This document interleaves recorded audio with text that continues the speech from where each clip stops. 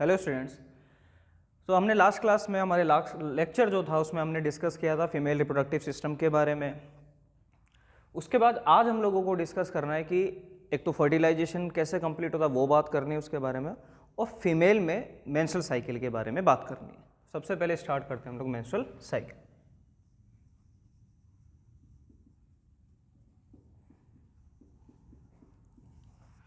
देखिए फीमेल में as I already told you that कि यहाँ पर जो गैमेट का फॉर्मेशन होता है वो बर्थ के टाइम पर उसके एम्ब्रियोनिक कंडीशन में हो चुका होता है। उसके बाद आफ्टर प्यूबर्टी वो मेच्योर होना स्टार्ट करते हैं। क्लियर। अब फीमेल में होता क्या है, मेंस्ट्रुअल साइकिल का मतलब क्या है कि फीमेल में जो हम लोग ओवा की बात कर रहे थे कि ओवा मेच्योर होता है, ठीक है, हर मंथ में ओवा मेच्योर हो जाता है अल्टरनेट ओवरीज से। नॉर्मली हम लोग जनरल केसेस नॉर्मल केसेस की बात कर रहे हैं। तो होता क्या है कि फीमेल में ब्लीडिंग फेज एक होता है, उसको बोलते हैं मेंस्ट्रुएशन फेज। ठीक है। तो menstruation phase, from one menstruation phase to the another menstruation phase, इसके बीच में जितने भी साइक्लिक इवेंट्स होते हैं फीमेल में, वो साइक्लिक इवेंट्स उन्हीं को क्या बोलते हैं, मेंस्ट्रुअल साइकिल। तो cyclic events which are occur in, कहाँ होते हैं ये साइक्लिक इवेंट्स? तो these cyclic events are occur in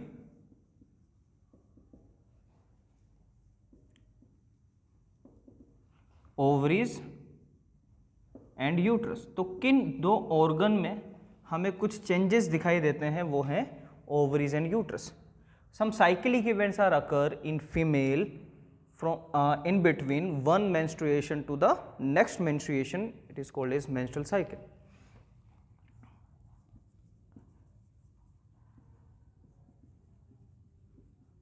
To the next.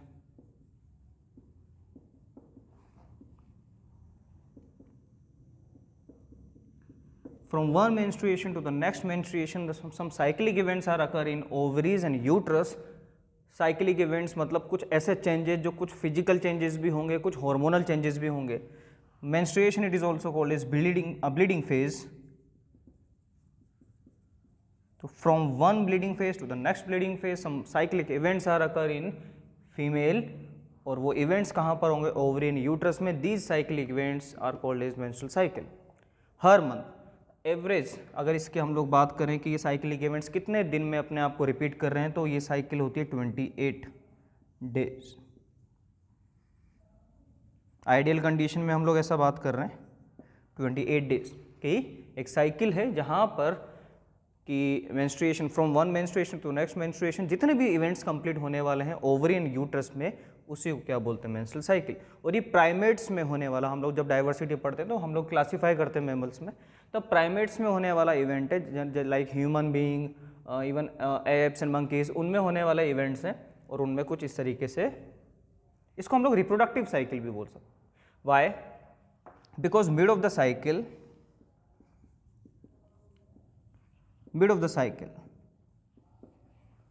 एक ओवा रिलीज होता है, जो हमने पढ़ा था ओवरी से। मिड ऑफ द साइकिल एक ओवा रिलीज होगा। मिड ऑफ द साइकिल का मतलब हुआ 14th डे। जो हमने ओव्यूलेशन डिस्कस किया था, ovulation is because of LH hormone, तो वो यहाँ पर मिड ऑफ द साइकिल में रिलीज होगा। तो ओवा यहाँ पर कब रिलीज हो जाएगा, मिड ऑफ द साइकिल में, इट मीन्स 14th डे पर। इसलिए इसको हम लोग रिप्रोडक्टिव साइकिल भी बोलते हैं, क्योंकि ओवा, यू नो दैट कि ओवा अगर स्पर्म वहाँ पर इंट्रोड्यूस होता है तो ओवा और स्पर्म मिलकर एक नई लाइफ का फॉर्मेशन कर सकते हैं। तो इसलिए इसको रिप्रोडक्टिव साइकिल भी बोला जाता है। अब इस साइकिल में क्या क्या चेंजेस होते हैं जो हमने यहाँ पर लिखा है, उन चेंजेस की बात करते हैं। देखो चेंजेस किस वजह से हो रहे हैं वो याद रखिए, ये होते हैं सब कुछ हार्मोनल चेंजेस की वजह से। ये जो भी इवेंट्स हैं बेसिकली किस वजह से हो रहे हैं, हार्मोनल चेंजेस। और हार्मोन्स हम लोग पढ़ चुके हैं, कौन कौन से हार्मोन्स हैं। तो हार्मोनल चेंजेस की वजह से ऐसा होता है। हार्मोनल चेंजेस कौन कौन से हार्मोन्स हैं, FSH, LH, estrogen and progesterone. तो कुछ फेजेज हैं यहाँ पर। First phase of menstrual cycle, it is called as menstruation phase.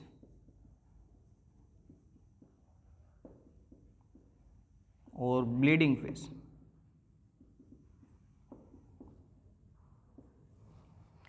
It last 3 to 5 day. अगर हम लोग फर्स्ट डे से काउंट करने लगे 28 डेज की साइकिल को, तो ये होगा समथिंग 1 to 3 और 5, 4 to 5 लिख लेते हैं। 1 से लेकर 4 और 5 डे तक ये ब्लीडिंग फेज होता है। इसमें क्या हुआ ऐसा कि ब्लीडिंग फेज हम लोग क्यों बोल रहे हैं इस चीज़ को, कि जो एंडोमेट्रियम थी, जो inner most lining of the uterus, वो हाईली वेस्कुलर थी नेचर में, ठीक है, बहुत ज़्यादा उसमें ब्लड की सप्लाई होती है। मैं रीज़न आपको बता चुका था, क्योंकि वहाँ पर इम्प्लांटेशन कंप्लीट होता है। तो वो जो एंडोमेट्रियम थी वो इस फेज में क्या होती है, शेड ऑफ हो जाती है, ब्रेक कर जाती है। जो एंडोमेट्रियम थी वो क्या कर जाती है, डीजनरेट करती है, शेड ऑफ हो जाती है। Why? Because of hormonal changes लिखा हुआ है, क्योंकि हार्मोनल चेंजेस की वजह से ऐसा होता है। तो एंडोमेट्रियम क्या करती है, शेड ऑफ करती है, और एंडोमेट्रियम हाईली वेस्कुलर थी, तो इसका मतलब है एंडोमेट्रियम जब शेड ऑफ करेगी तो वो ब्लीडिंग की फेज में, क्योंकि टिश्यूज हैं वो, तो वो थ्रू वेजाइना वो ब्लीडिंग फेज की फॉर्म में नजर आएगा। कुछ some tissues are there, then blood is also there, तो इस तरीके से एक स्ट्रक्चर रिलीज होने लग जाती है, इसको हम लोग बोल देते हैं कि वो ब्लीडिंग फेज है, क्योंकि एंडोमेट्रियम जी डीजनरेट कर रही है, ठीक है। क्यों डीजनरेट कर रही है? क्योंकि इस केस में जो प्रोजेस्टेरोन का लेवल है वो कैसा होता है, कम होता है। इवन जितने भी हम लोग ये हार्मोन्स पढ़ रहे थे, LH, FSH, एस्ट्रोजन, इन सब का लेवल क्या रहता है इस केस में, कम रहता है। और प्रोजेस्टेरोन मैं आपको बता चुका हूँ कि ये एंडोमेट्रियम को मेंटेन रखता है, ठीक है, यूट्रस की लाइनिंग को मेंटेन रखता है। तो एंडोमेट्रियम अगर शेड ऑफ कर रहा है, इसका मतलब प्रोजेस्टेरोन का लेवल कम है। इवन एस्ट्रोजन भी यहाँ पर क्या है, कम। क्यों कम है वो हम लोग बाद में सोचेंगे, पढ़ेंगे। तो इनका लेवल कम है, इसलिए यहाँ पर ऐसा होता है। ये है first phase of menstrual cycle, menstruation phase. Second phase यहाँ पर क्या होगा, वो है प्रोलिफेरेटिव फेज।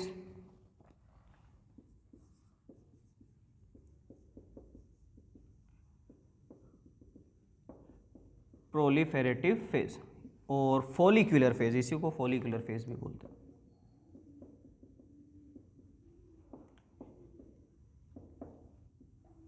प्रोलिफेरेटिव फेज या फॉलिक्यूलर फेज, ये फेज, इस फेज में क्या होगा कि जो ब्लीडिंग फेज था वो तो ऑल स्टॉप हो जाएगा, बंद हो जाएगा, क्योंकि यहाँ पर प्रोजेस्टेरोन का लेवल थोड़ा सा बढ़ना स्टार्ट करेगा, एस्ट्रोजन भी बढ़ेगा।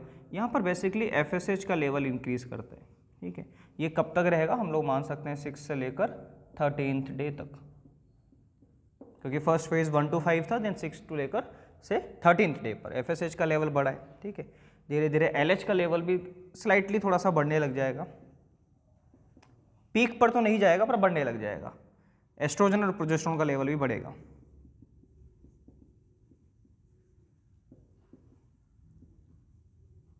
तो जो ब्लीडिंग फेज हमने डिस्कस किया था वो भी बंद होगा। इसके साथ साथ फॉलिकल्स का मेच्योरेशन स्टार्ट होगा। जैसे मैंने आपको पहले बताया कि फॉलिकल्स मेच्योर होनी चाहिए, उसके ऊपर जो कवरिंग्स होती हैं, जो सेवरल लेयर्स हैं, वो कंप्लीट होनी चाहिए। इवन उसका जो डिवीजन है, एक्चुअली मियोसिस वहाँ पर कंप्लीट नहीं हो पाता है, वो कंप्लीट होना चाहिए, so that fully mature follicle बन जाए। तो FSH की प्रेजेंस में यहाँ पर formation off fully mature follicle, because of FSH एक फुल्ली मेच्योर फॉलिकल का फॉर्मेशन होता है। फुल्ली मेच्योर फॉलिकल का मतलब अगेन क्या है, एक सेंटर में ओवा, देन सराउंडिंग में बहुत सारी कवरिंग लाइक उनके बहुत सारी सेल्स की लेयर्स बन जाती हैं। फुल्ली मेच्योर फॉलिकल बननी चाहिए। This follicle is called as graafian follicle. तो बेसिकली सेवरल जो फॉलिकल्स है वो मेच्योर होने लगती है और एक सिंगल फॉलिकल मेच्योर हो जाती है, उसको बोलते हैं ग्रेफियन फॉलिकल। यह है मेच्योर फॉलिकल। ये फॉर्मेशन होता है इस फेज में, प्रोलिफेरेटिव फेज में 6 to 13, ठीक है। लेवल ऑफ हार्मोन बढ़ने लगते हैं लेकिन पीक पर नहीं जाते, मतलब मैक्सिमम लेवल कंसंट्रेशन उनकी नहीं होती। अब मिड ऑफ द साइकिल पर पहुंचते हैं, जो हमने पहले ही डिस्कस किया, वो था थर्ड फेज।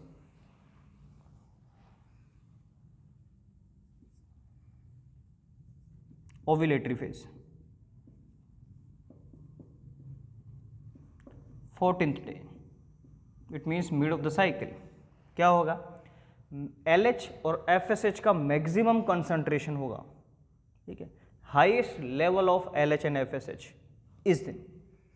तो अगर LH का लेवल बहुत ज़्यादा है, तो मैंने आपको बताया LH का फंक्शन था ओव्यूलेशन करवाना, तो LH सर्ज होता है। LH सर्ज का मतलब maximum level of LH causes ovulation. Ovulation का मतलब कि ओवरी से ओवा क्या हो जाएगा, डिस्चार्ज हो जाएगा। तो LH के हाईएस्ट कंसंट्रेशन की वजह से क्या हो जाएगा, ओव्यूलेशन हो जाएगा। किस दिन, 14th डे पर, mid of the cycle. FSH और LH का लेवल ज़्यादा होगा, पीक पर रहेगा, एस्ट्रोजन प्रोजेस्टेरोन का लेवल भी बढ़ने लगेगा धीरे धीरे, पर मैक्सिमम लेवल अभी प्रोजेस्टेरोन का नहीं होगा। तो ओव्यूलेशन हुआ, इसका मतलब मान लीजिए ये सेंटर में ओवा, देन अलग अलग कवरिंग में बहुत सारी सेल्स और थी, सेंटर में ओवा था, ठीक है।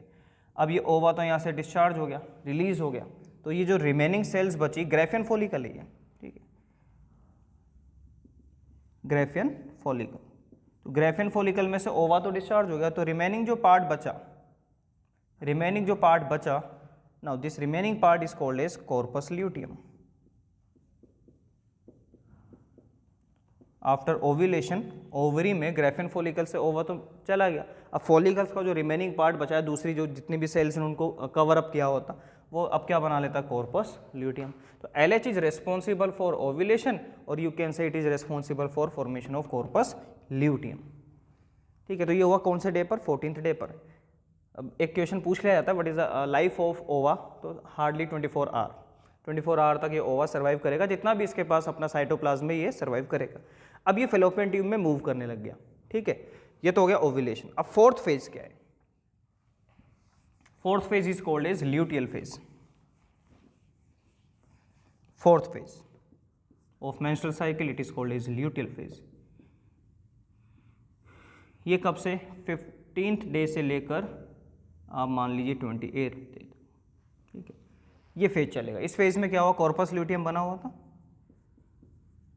Now the corpus luteum, now ये कॉर्पस ल्यूटियम एक स्ट्रक्चर है जो अब बिहेव करेगी जो ऐसी स्ट्रक्चर का जो प्रोजेस्टेरोन का सिक्रेशन करेगी। तो ये करेगी सिक्रेशन ऑफ प्रोजेस्टेरोन। ये किसका सिक्रेशन करेगी, प्रोजेस्टेरोन का, और प्रोजेस्टेरोन का काम यूट्रस को स्ट्रॉन्ग बनाना। वाई, बिकॉज 14th डे पर जब ओवा रिलीज हुआ, मान लीजिए फर्टिलाइजेशन होता है, स्पर्म्स इजैकुलेट होते हैं, वहाँ पर इंट्रोड्यूस होते हैं, फर्टिलाइज करते हैं, क्योंकि 24 आवर ओवा के इम्प्लांटेशन भी होगा, इम्प्लांटेशन होगा तो यूट्रस का स्ट्रॉन्ग होना जरूरी है। तो प्रोजेस्टेरोन का लेवल अब यहाँ पर बढ़ने लग जाएगा कॉर्पस ल्यूटियम की वजह से, ठीक है। कुछ दिन तक इसका लेवल बढ़ता है, 6 to 7 days 8 days इसका लेवल बढ़ता है। लेकिन अगर फर्टिलाइजेशन नहीं हुआ, बोर्ड में हमसे क्वेश्चन पूछ भी लेते हैं कि जो मेंस्ट्रुअल साइकिल है वो कब अकर होती है, कब होती है मेंस्ट्रुअल साइकिल और कब नहीं हो रही है, when menstrual cycle is not occur.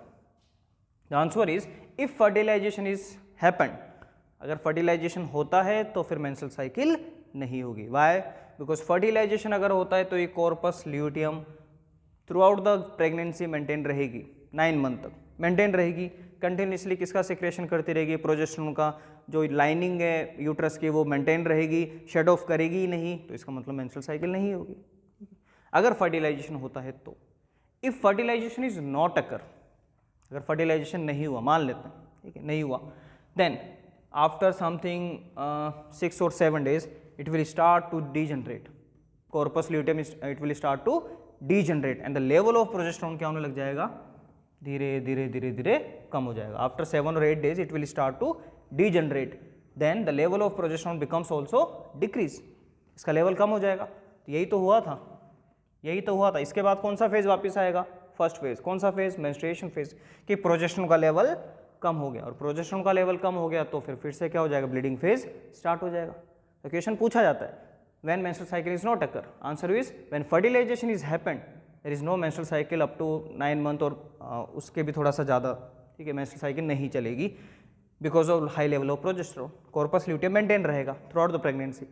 अगर if fertilization is not occur then it will start to degenerate. If fertilization is not occur,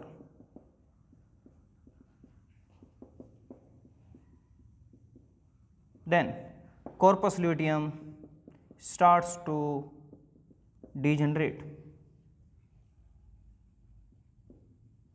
Then the level of progesterone will also decrease and the menstrual cycle repeat itself.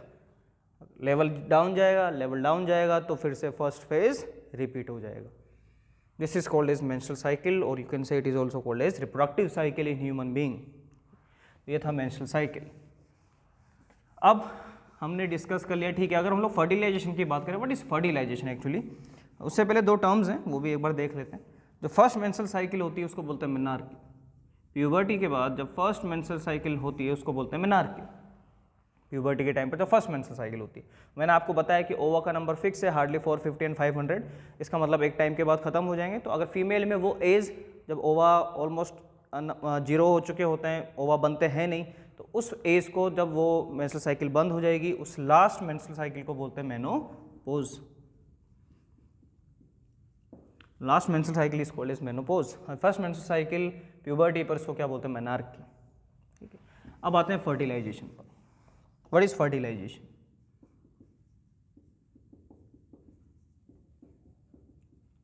Fertilisation is means fusion of gamete. Fusion of gametes, fusion of gametes. यहां पर ओवा and sperm, इनका क्या हो जाएगा, fusion होगा। Fusion के case में इसका न्यूक्लियस और स्पर्म का न्यूक्लियस, वो दोनों क्या कर जाएंगे, फ्यूज कर जाएंगे। ये है ओवा और ये है स्पर्म।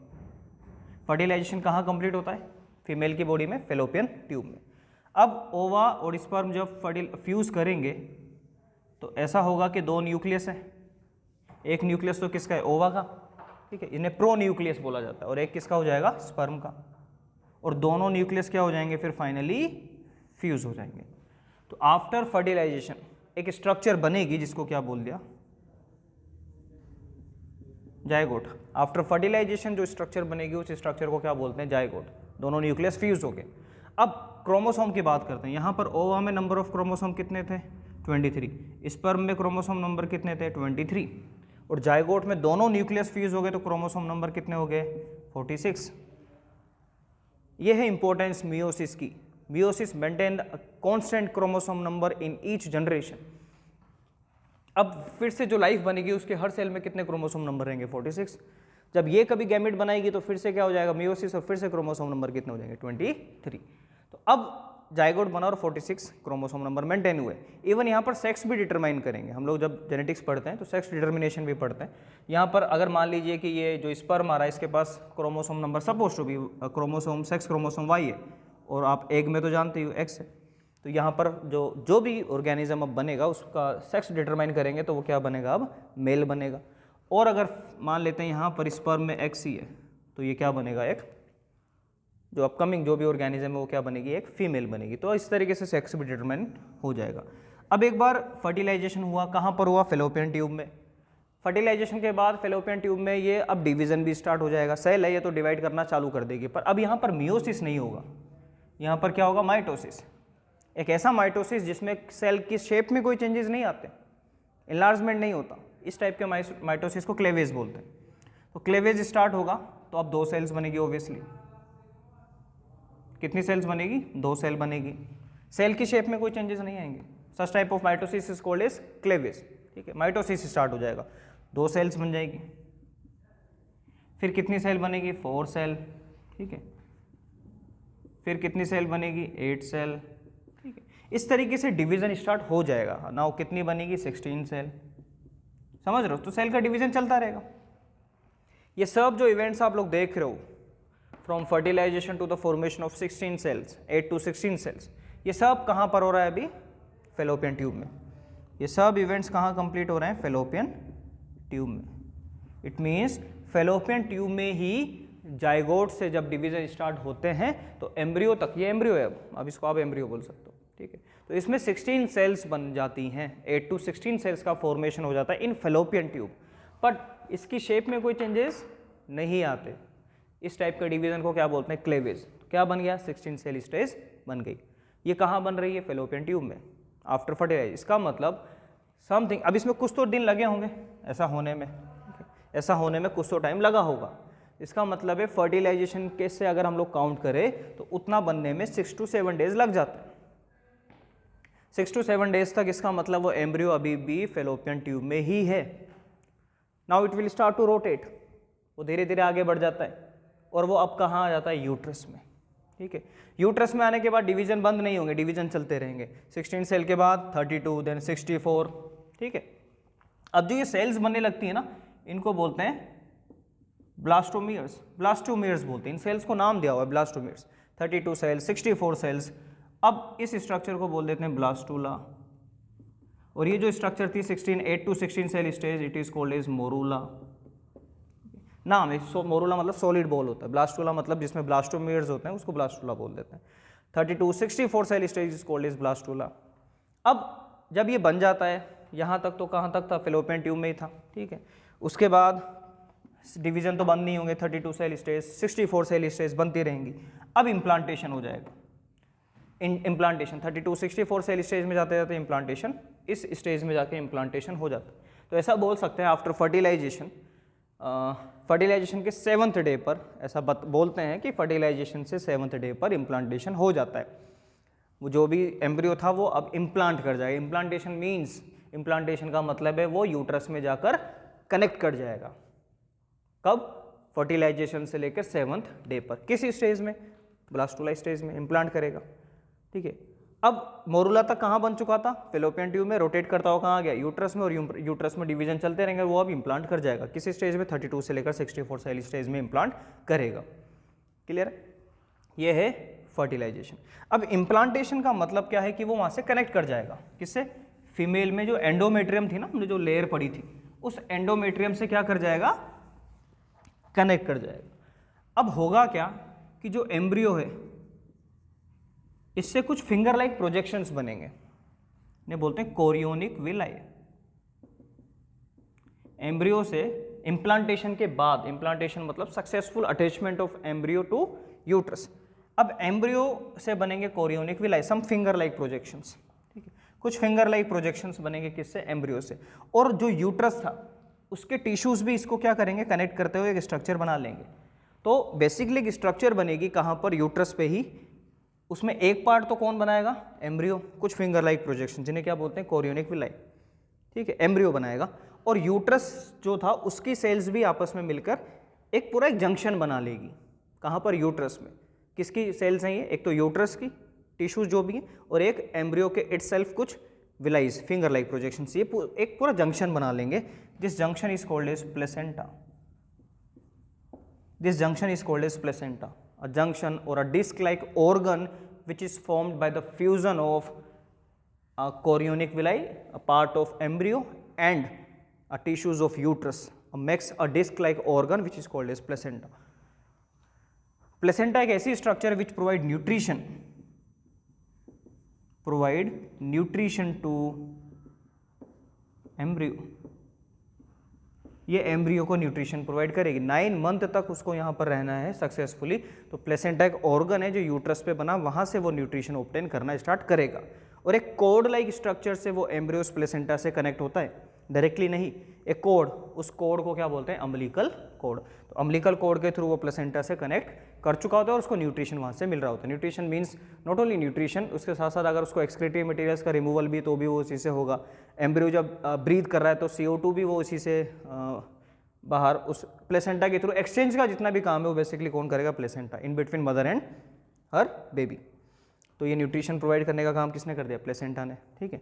तो ये इस तरीके से वहाँ पर इम्प्लांटेशन भी होता है सक्सेसफुली, और फिर वो न्यूट्रिशन भी उसको मिलने लग जाता है। अब आप उसको 2 महीने तक तो आप उसको एम्ब्रियो बोलेंगे, उसके बाद उसमें ऑर्गन्स एक्चुअली विजिबल होने लगते हैं, बनने लग जाते हैं, तो उसको आप फीटस बोलना स्टार्ट कर। आफ्टर 2 और 3 मंथ अब उस स्ट्रक्चर को अपन क्या बोलना स्टार्ट कर देते हैं?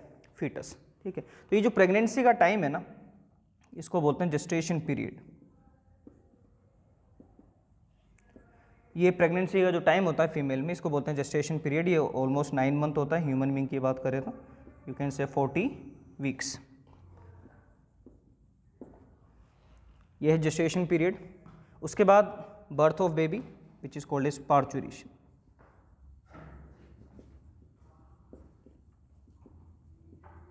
Birth of baby is called as parturition. फिर जब जेस्टेशन पीरियड कंप्लीट होगा तो फिर पार्चुरेशन होगा, इसका मतलब बेबी का बर्थ होगा। उसके बाद जो फर्स्ट जो मिल्क मदर से जब बनने लगता है उसको कोलेस्ट्रम बोलते हैं, which have highly value of nutrients. Colostrum, the first milk which is formed in female after the birth of baby, it is called as colostrum. तो वो उसमें न्यूट्रिएंट्स बहुत अच्छे होते हैं, सो दैट वो उसको सजेस्ट किया जाता है कि उस बच्चे को फीड करवाना चाहिए। Excess amount of antibodies are there, ठीक है। तो ये प्लेसेंटा से न्यूट्रिशन मिलेगा, अम्बिलिकल कॉर्ड से बच्चा उससे कनेक्ट होता है। जेस्टेशन पीरियड 9 मंथ, प्रेगनेंसी का टाइम है ये। उसके बाद पार्चुरेशन मतलब बर्थ ऑफ बेबी। जब लेबर पेन स्टार्ट होगा, कुछ हॉर्मोन्स वहाँ पर रिलीज होंगे, सो दैट यूट्रस में ऑक्सीटोसिन, अगर आपने पढ़ा है कंट्रोल इन कोऑर्डिनेशन में हम पढ़ते हैं, तो ऑक्सीटोसिन क्या करेगा, इसको यूट्रस को सीवियर कॉन्ट्रैक्शन करेगा सो दैट बच्चे को वहाँ से एक्सपेल्ड आउट किया जा सके, लेबर पेन जिसको हम लोग बोलते हैं। तो बर्थ ऑफ बेबी होगा, उसके बाद एक जो मेमरी ग्लैंड से उनमें एक डार्क येलो कलर का एक मिल्क फॉर्मेशन होगा जिसको बोलते हैं कोलेस्ट्रम। तो ये था फर्टिलाइजेशन और फीमेल रिप्रोडक्टिव सिस्टम के बारे में हम लोग डिस्कस कर चुके थे। फर्टिलाइजेशन और मेंस्ट्रुअल साइकिल आज हम लोगों ने डिस्कस किया। एक और टॉपिक बचता है हमारे इस चैप्टर में, वो है पॉपुलेशन कंट्रोल, बर्थ कंट्रोल बोल सकते हैं, पॉपुलेशन कंट्रोल और बर्थ कंट्रोल में था। अब पॉपुलेशन आपको पता है ब्लास्ट हो रहा है, ग्रोथ बहुत ज़्यादा हो रही है पॉपुलेशन की, रीज़न बहुत सारे हैं, इलिटरेसी इसका एक रीज़न है, डिज़ायर ऑफ सन इसका एक रीज़न है, इसके अलावा जब जितने ज़्यादा बच्चे होते हैं उतना फिर लेबर डिवाइड हो जाता है, उनसे काम करवा के उनसे फिर इकोनॉमिकली थोड़ा बहुत स्ट्रॉन्ग होना चाहते हैं पेरेंट्स। तो इस तरीके से पॉपुलेशन ग्रोथ हो रही है। अब उसको रोकने के तरीके क्या हैं, not only population growth, unwanted pregnancy को रोकने के तरीके क्या हैं, पॉपुलेशन ग्रोथ को रोकने के तरीके क्या हैं, या फिर कुछ डिजीजेस ऐसी होती हैं जो सेक्सुअली ट्रांसमिटेड हो जाती है, उनको रोकने के कुछ तरीके हैं। जैसे फर्स्ट वन है फिजिकल बैरियर।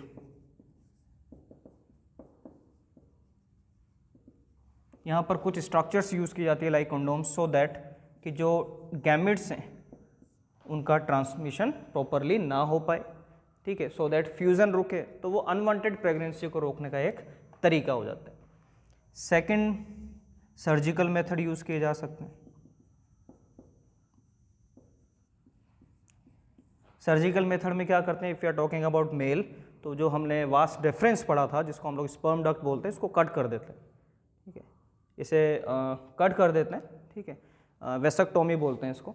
इसके साथ साथ फीमेल में जो फेलोपियन ट्यूब थी इसको कट कर देते हैं, ट्यूबेक्टोमी बोलते हैं।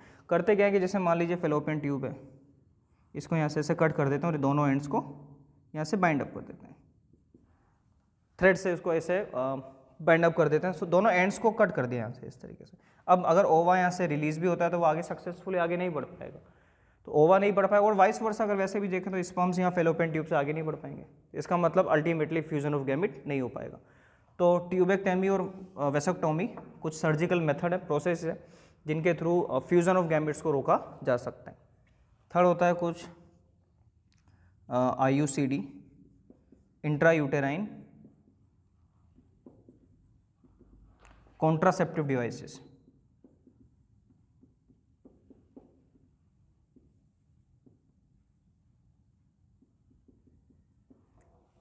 Intra uterine contraceptive devices like copper T.